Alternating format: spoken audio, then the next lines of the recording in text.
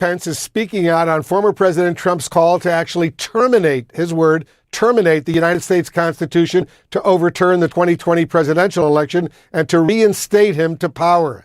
That comes as the White House is ramping up pressure on the GOP to condemn Trump's almost unbelievable thought of shredding the document that enshrines the rights of every American.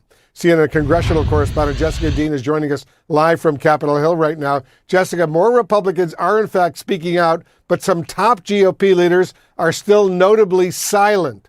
What can you tell us? They certainly are, Wolf, and we're still waiting to hear from Senate Minority Leader Mitch McConnell, who said he'll be talking about this during his press conference, his regularly scheduled press conference tomorrow. So we will hear from him tomorrow on this issue. In terms of other Senate leadership, we did hear from Senator John Thune. He said he could not disagree more with what Trump had said. He's the number two, the Senate Minority Whip here.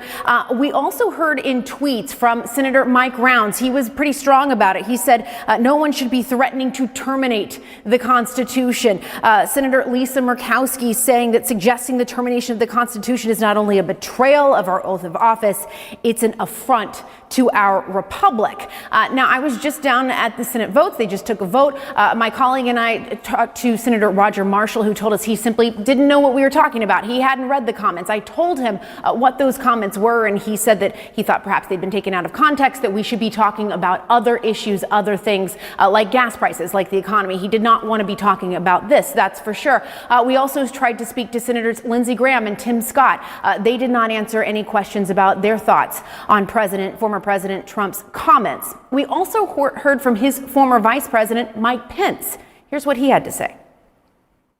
I must tell you that I think everyone that serves in public office, everyone that aspires to serve or to serve again, should make it clear that we will support and defend the Constitution of the United States.